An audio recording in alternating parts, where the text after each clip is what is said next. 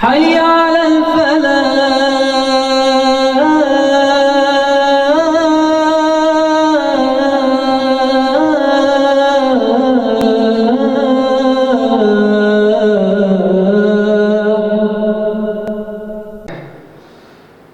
نوجوان تباہی کے دہانے پر اس موضوع پر تقریر کریں۔ السلام علیکم ورحمۃ اللہ وبرکاتہ۔ الحمد للہ رب العالمین والعاقبۃ للمتقین والصلاة والسلام علی سید الانبیاء والمرسلین وعلی آلہ وصحبہ اجمعین ومن تبعهم بإحسان إلى يوم الدين أما بعد فقد قال الله تعالى أعوذ بالله من الشيطان الرجيم بسم الله الرحمن الرحيم إنهم فتية آمنوا بربهم وزدناهم هدى۔ معزز و مکرم سامعین اکرام، حکم صاحبان اور بس میں بیٹھے ہوئے جلوہ افروز تمام مہمانان گرامی، خصوصاً مشرق و مربی اساتذہ اعزام، آج کی اس پر رونق بس میں جس موضوع کو لے کر آپ لوگوں کے سامنے حاضر ہوا ہوں وہ موضوع بیان نوجوان تباہی کے دہانے پر۔ شاعر کہتا ہے عقابی روح جب بیدار ہوتی ہے جوانوں میں، عقابی روح جب بیدار ہوتی ہے جوانوں میں، نظر آتی ہے ان کو اپنی منزل آسمانوں میں۔ میرے اسلامی بھائیوں، معاشرہ اگر آج تباہی کے دہانے پر ہے، معاشرے سے اگر آج اچھائیاں ختم ہو رہی ہیں، سماج میں اگر آج برائیاں فروغ پا رہی ہیں، تو بہت بڑا رول اور بہت بڑا کردار اس میں میرے بھائیوں نوجوانوں کا ہے۔ نوجوان سماج کا وہ اہم اور امپورٹنٹ حصہ ہے کہ کوئی بھی سماج، کوئی بھی معاشرہ نوجوان کے بغیر کمپلیٹ نہیں ہوتا۔ نوجوان اس معاشرے کی جان ہے، اس معاشرے کا کیپٹل اور سرمایہ ہے۔ اور ایک بات میں آپ لوگوں سے کہنا چاہتا ہوں کہ دنیا کے ہر ملک، دنیا کے ہر سماج کے پروجیکٹ کا حصہ ہے نوجوان۔ دنیا کا کوئی بھی ملک نوجوان کو کام میں لائے بغیر ترقی نہیں کر سکتا۔ دنیا کی کوئی بھی قوم اس وقت تک آگے نہیں بڑھ سکتی جب تک اس کے نوجوان باہمت نہ ہو، اس کے نوجوان باعمل اور محنتی نہ ہو۔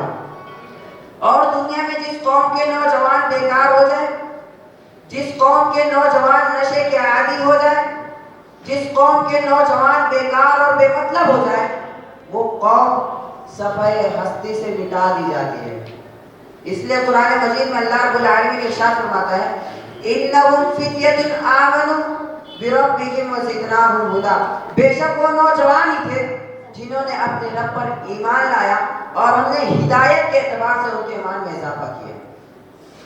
عزیز دوستو، اسلام بھی اس دنیا کے اندر ایک صالح معاشرہ کی تشکیل چاہتا ہے۔ اسلام کا پروجیکٹ یہ ہے کہ اس دنیا کے اندر ایک اچھا سماج بنے، اور اسلام اپنے اس پروجیکٹ کے لیے نوجوانوں کو آگے رکھتا ہے۔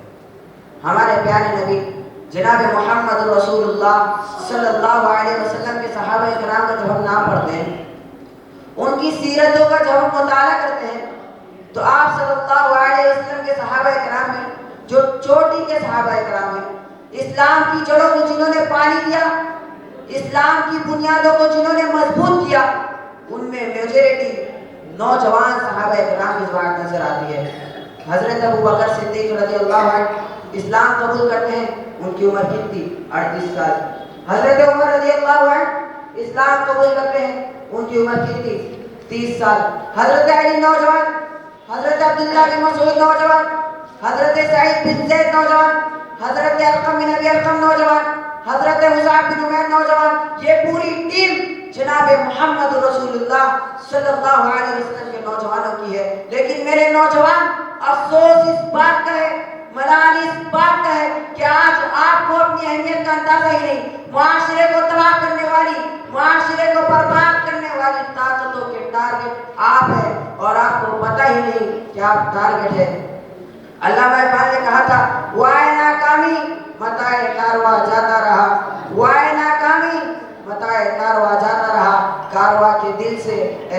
سے آ جاتا رہا. آج قافلہ لٹ رہا ہے اور قافلے کو پتہ ہی نہیں کہ ہم لٹ رہے ہیں.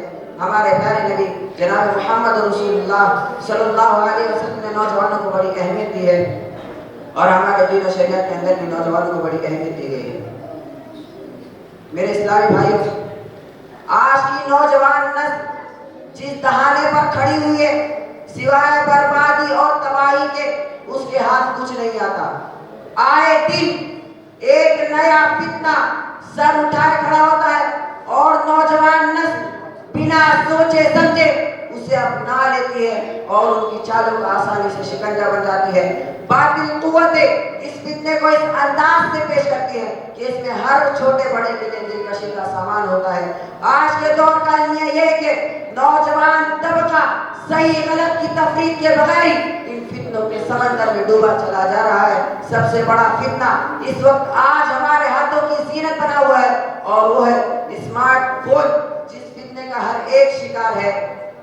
اور ایک فتنہ جو اس موبائل کے اندر موجود ہے اور وہ ہے ریلز اور ویڈیوز وغیرہ، جس سے ہمارا معاشرہ دن بدن تنزلی کا شکار ہوتا چلا جا رہا ہے. ایسے بہت سارے فتنے ہیں جو ہمارے نوجوانوں کے اندر نظر آتے ہیں. لیکن بہرحال جب یہ تمام فتنے ہمارے اندر گردش کر رہے ہیں تو ان کے اثرات بھی ہمارے اندر نظر آئیں گے.